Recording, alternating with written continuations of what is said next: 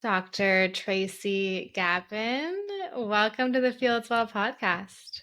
Thanks so much. Glad to be here with you today. It's my pleasure. So, for our listeners, you are a pioneer in the field of men's health and longevity. As a board certified urologist, TEDx speaker, and founder of the Gapin Institute, you help high performers unlock their best selves mentally, physically, and hormonally so they can thrive in business and in life. Let's dive in. You got it. I always love to start with the story, Yeah, the beginning and why it is you feel drawn to this work. sure. Yeah. So I was, as you mentioned, a board certified urologist for way too long. I did it for about 25 years, actually. And I was doing great until I wasn't, typical health issues that tend to trigger change. About halfway through my career, I wake up one day and I suddenly realize that I'm 30 pounds overweight and I feel like crap and I'm tired, I'm exhausted, I'm stressed out. And I'm like, they always talk about the asshole surgeon that no one wants to be around. Yes. I was that guy. I Oh was my the one. gosh. Yeah. And I only had myself to blame because I was so focused on my career on doing robotic surgery, treating prostate cancer, saving lives that I'd neglected myself for so long. Wow. And so I went to see a doctor myself, and it was a very humbling, vulnerable experience to be on the other side of that interaction. But the real take-home message for me was his only answer was to put me on a statin.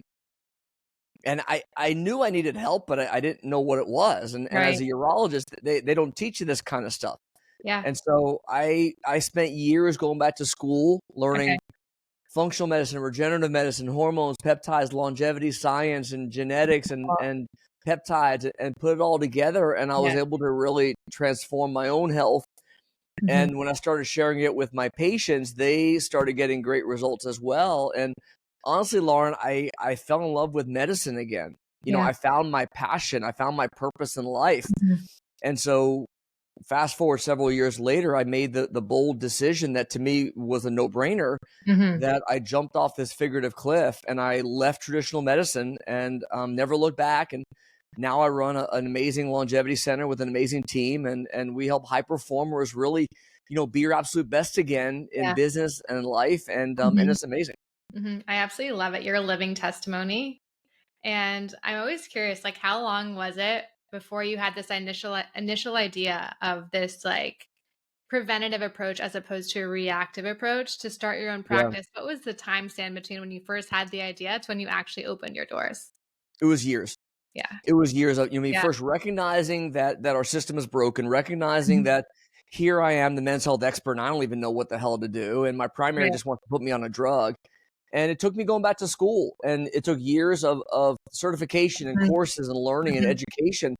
Yeah. And then once I realized that I wanted to do something about it, I then had to also go through business mentoring and coaching and masterminds and training. And that took me, probably 10 years and $1 million invested in how do I make that transition into something that I love. And to really, Lauren, I would be with a patient back in my urology career and I would feel trapped. And I think now I recognize why. It's because I want to have a much bigger impact, and I don't want to just do it one-on-one. I want to do it one-to-many. And that's what I finally get to do now. And that's what makes this so incredibly fulfilling. Fantastic. And tell us a bit more like about Gapin Institute, and if we were to visit there, what we could expect. So high-level, elite, Ritz-like experience. It's meant to not feel like a medical office. It is like an airport lounge almost. It's high-level luxury experience. A lot of cutting-edge diagnostic tools.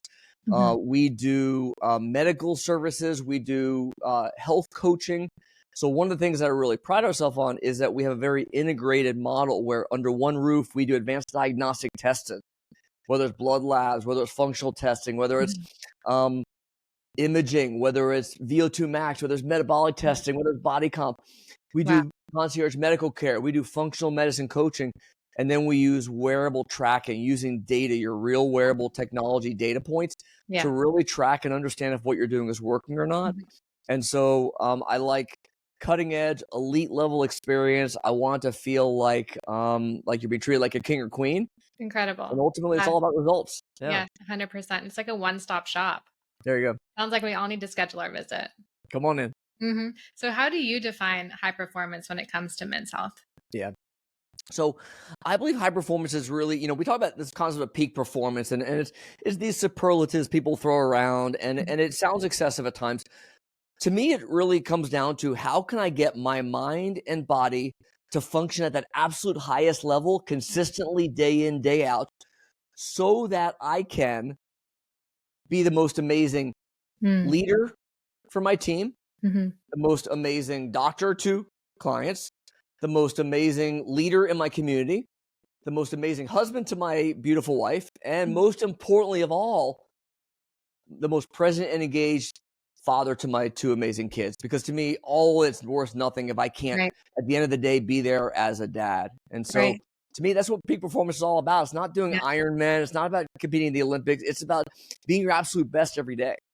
Being able to show up fully in all areas of your life. There you go. Yeah. Are there metrics or qualities that matter most in terms of peak performance? Like, what do we need to be looking at? Yeah. So you can look at quantifiable metrics like, laboratory data, functional testing. We could do metabolic rate testing to understand your metabolic rate, VO2 max testing to understand your fitness level. We do imaging, looking at, cardiovascular health and other markers of longevity. A lot of it comes down to qualitative, subjective measures. And that's a little more subtle. And it takes a little more of the human element. There's so much AI in what we do now, and we do incorporate a lot of AI protocols, and AI can help speed things up. But I don't believe AI will ever replace the human element of actually having a conversation. Lauren, how do you feel you're able to connect with your husband? How do you feel you're able to connect with your kids? And when you can have that authentic, deep interaction with someone like we do with our clients, that's when you can really get the real metrics. And that is, are you winning day in, day out at that qualitative level? Take it a level deeper and like that Right. human element. You introduced me to Dr. Amy, the thyroid fixer. She was incredible. I had her on my podcast. And when we think of like longevity and biohacking, I think we're always like, okay, we need to start measuring ourselves. Yeah. And here comes in like a standard blood panel. And what I've heard her say and you say is like, we look at these ranges. And so long as you're like in the range, you think, oh, I'm okay. But I think there's a level deeper to look at when you're thinking of the range. Can you speak to that? Sure. So when you look at a lab slip, most people have seen on the right side of the page, there's this range, and you have this idea, well, if I'm in that range, I must be okay. I must be quote normal. And unfortunately, our medical education system trains doctors like me to look at that range. And if a patient's in that range, then they're good. Yeah. They're fine. The problem comes in, especially with hormones. And this is the biggest area of differentiation, where we know from several longitudinal studies, long-term 20, 30-year-long studies, that hormone levels are dropping precipitously. We're talking like testosterone is literally half what it was 20 years ago in men. Wow. Thyroid levels are dropping. So we're seeing dramatic declines. Why that's important is that reference interval is based on the crummy average of the sick, inflamed, obese, metabolically unhealthy population. And so you're being compared, it's a very low bar, a low threshold for you to meet. So for example, when you look at testosterone, which total testosterone is the wrong number to even be looking at, but let's just look at total T for the sake of this point. The range may say something like 280 to 900, which is a ridiculous, insane range.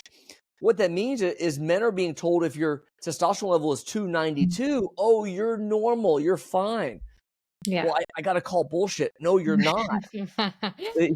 You're in this ridiculous, crummy, awful average. You're at the very low end of that range. And again, a 50-year-old man today, studies show, has a free testosterone that's about half of what a 50-year-old guy had 20 years ago. Half. Wow. And so that's why we just can't rely on these antiquated reference intervals that don't tell the whole story. And what is causing that drop in testosterone? I know you gave a TEDx talk where you said the men's health crisis is real. What's fueling this? A lot of factors, in my opinion, and the studies support this, without question, the biggest factor are endocrine disruptors. So chemicals, toxins in our environment that are crushing hormone function. That could be, for example, in our drinking water. We know there are massive levels of chemicals like synthetic estrogen. So women's birth control does not get filtered adequately by your municipal, local, county water treatment plants. And so there's massive levels of synthetic estrogen in our drinking water, and it's like glue on that endocrine, on that androgen receptor, that it's blocking hormone function, blocking hormone production in our food. Atrazine is an herbicide sprayed in all our crops. We know about all the other chemicals that are injected into animals. All the synthetic chemicals that are used to process our foods. Personal care products. Oh my gosh. Laundry detergent, deodorant, soap, shampoo, sunscreen. It's everywhere. Wow. And so we're bathing in this soup of endocrine disruption on a daily basis. That what's great, Lauren, is that we're finally getting some attention. Like the media and the public are finally waking up. Finally. And they're more aware of it. And that's the first step, is just start minimizing exposure little by little every day. Yeah. And just becoming aware of it. And that's why I'm so grateful for conversations like this. Like, how do we become more aware? How do we protect ourselves? I know for the food that I buy now in the grocery stores, I have this app called Yuka. Have you heard of it? And it'll give you a score based on whatever food package you're buying. Yes. So there are 3 great ones. I love Yuka or Yuka, whatever you want to call it. Yeah, sure. Healthy Living by the Environmental Working Group is another one. It's a green one. And that one you can scan barcodes of personal care products. The other one is Think Dirty. So all 3 of them are great. They slightly different functionality, but the same premise is that you can start to be aware of what the heck you're putting on your body or in your body. Thank you. So helpful, because these are things we aren't taught in the general education system. Yeah, exactly. That's the problem, is that there's just been a general lack of awareness. Yeah. And I love that people are finally waking up and realizing that there are things that we can do on a daily basis. It's just access to information we now have. That's right. So, I've heard you talk a lot about testosterone, so I want to bring it back in. Talk to us about what it actually does and why it's important that men focus on it. Yeah, sure. And while my passion and focus has always been men's health, I'll just emphasize that testosterone is important for women as well, just as much. Everything I'm going to say applies to women too. So testosterone is critically important for cognitive function. We know for focus, for mental acuity, for memory, for reaction time, all of that directly depends on testosterone. We know that mood and just sense of overall well-being, confidence, drive, sense of feeling like a man, all come from testosterone. Bone health, the ability to build muscle, the ability to burn fat, metabolic health. We know that testosterone is an amazing anti-inflammatory that your body makes. So it helps reduce inflammation. It helps improve blood sugar control. We know that testosterone actually helps with lipid metabolism. So without question, men who have low testosterone have much higher apolipoprotein B or ApoB. They have higher LDL particle number. They have higher LDL cholesterol. We know that there's higher inflammatory markers with low testosterone. And all of that translates into what studies show us, and this is the powerful take-home message here. Yeah. Men with low T have a massively increased risk of heart disease, of stroke, of early cardiovascular mortality. And get this, studies show men with low testosterone simply die younger. Overall mortality is higher in men with low T.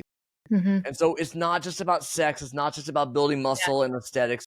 It's about the quality of your life and your lifespan.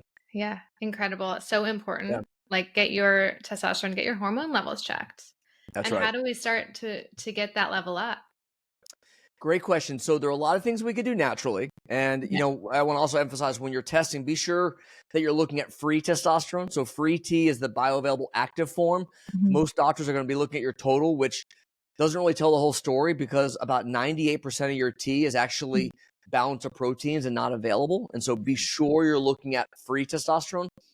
But let's say we want to boost our free testosterone because it's low. Well, things like, improving quality of sleep is going to definitely be helpful. One of the biggest stressors to our body is poor sleep. I have my Aura ring here. Love it. There you go. Big sleep tracker. There you go. Perfect. Yeah. So sleep quality is so paramount. Mitigating stress. We can't eliminate stress, but can we mitigate the effect of it and impact it has on us? Framing it properly, things that we can do to help better the way our body help our body respond to stress. Improving our activity, our lifestyle, our movement. Most of us are not active enough. And so strength training is so important for men. At least 3, if not 4 days a week, you got to be doing strength training. We're talking like quads and hams and core and back and the big belly muscles are how you're going to boost testosterone. Key micronutrients, zinc, magnesium, B complex are really important. Healthy fats are important. Clearing these endocrine disruptors we talked about a minute ago. All these lifestyle maneuvers can definitely help. I'll tell you though, all that being said, those are all critically important that we focus on all that lifestyle stuff. But what I find is most men come in and their free T is, let's say, 6. Very common. Most men are around 6. The goal is 20. Like, just to give you a perspective of how far off they are. So if a man comes in with a free T of 6 and we talk about all these things that we can do, lifestyle, reducing stress and improving sleep and nutrition and toxins and fitness, all that. If a guy was religiously compliant for 6 months, let's say he did everything he's supposed to, which of course no one's going to do, right? It's hard. It's hard to stay compliant. And and so, but let's say you do all those things religiously for 6 months, that 6 may get up to like 11. That's almost 100% improvement. But you're still only halfway to where you need to be to 20. And so that's the problem, is that most men, I love to use the word momentum. And my next book is titled Momentum, actually, because it's such a big point. That most guys need momentum. Just get them going. And once they're going, now they're going to do all the things they need to be doing because they're driven, they're motivated, like LFG, like I got this. And so that's why I will often typically recommend go straight to testosterone replacement early. And I know that's counter to a lot of other positions out there. I'm okay. I'll battle anyone on this. Jumpstart it. I feel it's so important to jumpstart it, to kickstart them, give them that immediate momentum and boost. Now what we're doing is we're improving lipids, we're improving inflammation, we're improving blood sugar control, improving cognitive function and drive and motivation. And now, Lauren, they're going to do all the things that they're supposed to do. And so have that extra energy too, right? It's almost a catch-22, like with chicken or the egg kind of concept. And so that's why I go straight to T very early. And then do you wean off of that, or do you keep on it consistently? You certainly could at some point try to wean off of it. What most guys, and this goes back to the endocrine disruptor conversation we had a minute ago, where what's scary is that studies are showing that there's now a transgenerational effect of these chemicals and toxins, meaning our grandfathers weren't exposed to much back then. Our fathers were exposed to more. It gets passed down through sperm, through our male DNA to us. We are passing it through our DNA to our boys. And it's perpetuating it. And I believe that's one of the big reasons why this crisis is escalating, and why fertility is half what it was 20 years ago as well. And so, full circle back to answer your question, when you do all the lifestyle stuff long term, I don't think that you're going to consistently get you all the way to where you need to be. And so most guys, we don't wean. Most guys, they feel so amazing. The question before I started is, are you going to make me take this forever, Doc? Right? It's funny. The question changed once they feel great. The question's like, Doc, you're not going to ever make me stop this, are you? Like, it changes. And so that's amazing. It's just a reframing of it when they realize, holy cow, this is amazing. And what is like the right age to start coming in or thinking about your testosterone levels? I see guys in their 30s with low T. So it's starting very young now. I'm not saying I would give a guy in his 30s testosterone, but there are things, obviously, again, other things that we can do to help boost it. But I think it's really important for young men, even in their 30s, just to get tested and see where you are.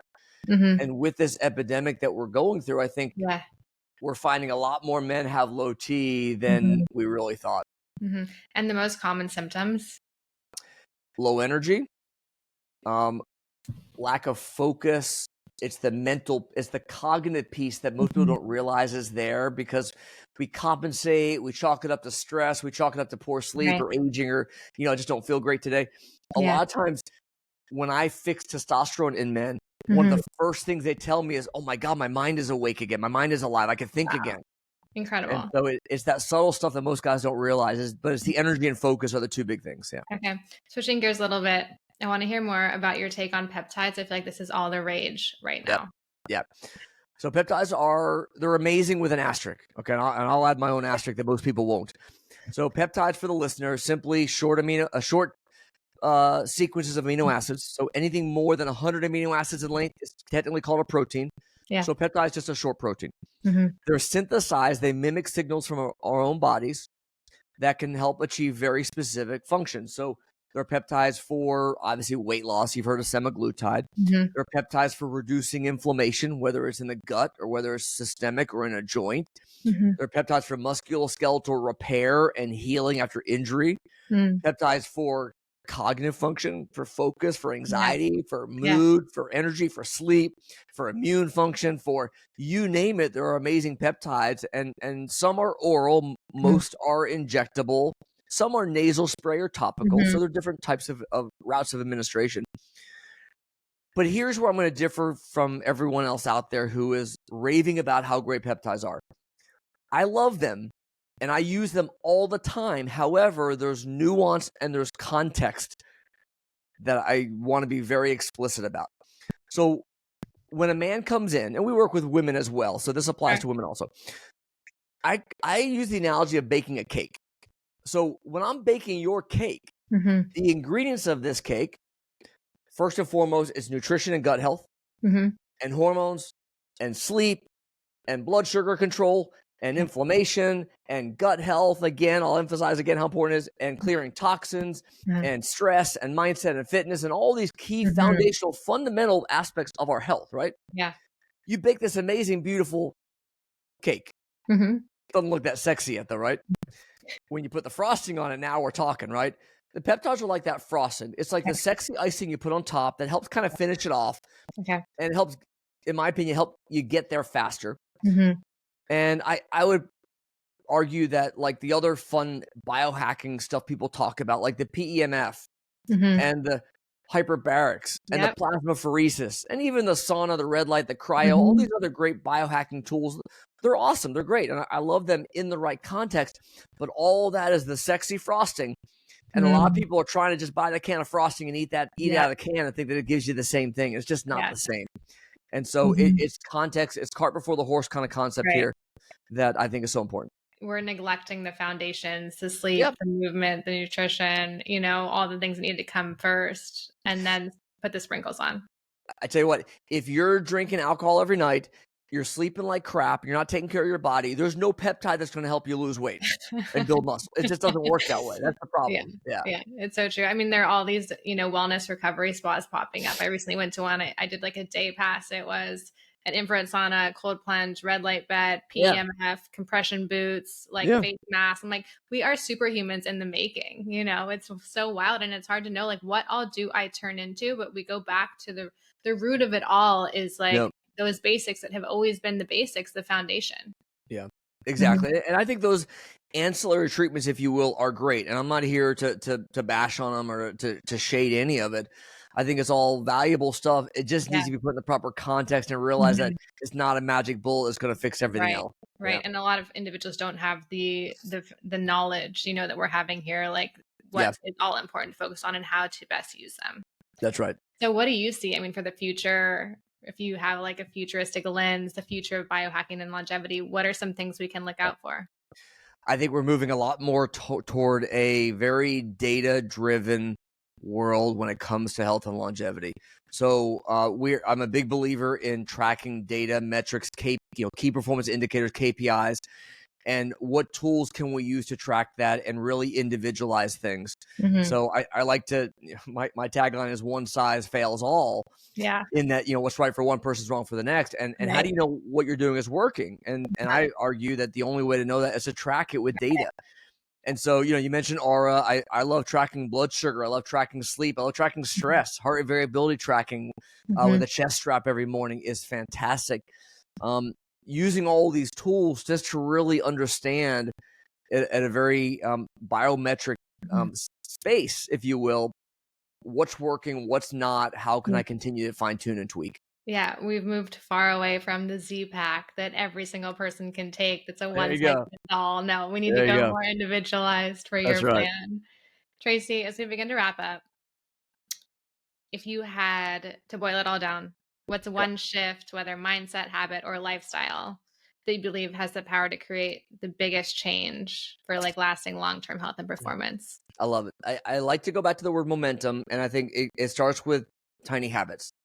I love the book Tiny Habits by BJ Fogg. James Clear wrote Atomic Habits, great as well. It comes down to creating little baby steps of momentum every day. And a lot of guys, especially women, are better about their health than men are. Men get overwhelmed. They don't know where to start. And so they do nothing.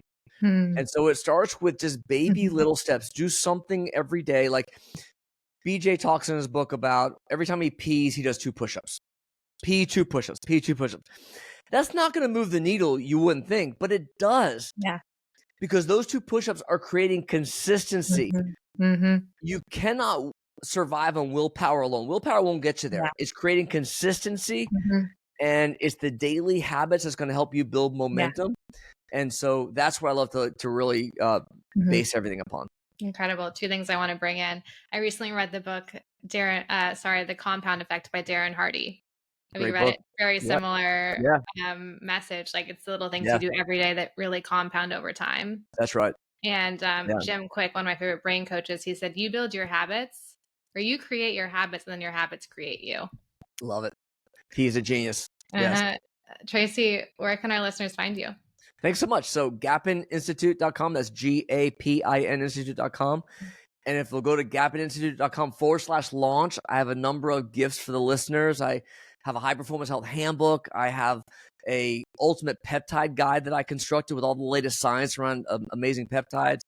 Copy my TEDx talk, copy my best-selling book, Mel 2.0, and some other great stuff for you there. Amazing. And your headquarters are in Sarasota, Florida, correct? That's right. Yeah, we do telehealth around the country, though. So anyone around the country, we do testing and packages. You got it. Wonderful. Thank you so much for coming on today. Thanks for having me. My pleasure.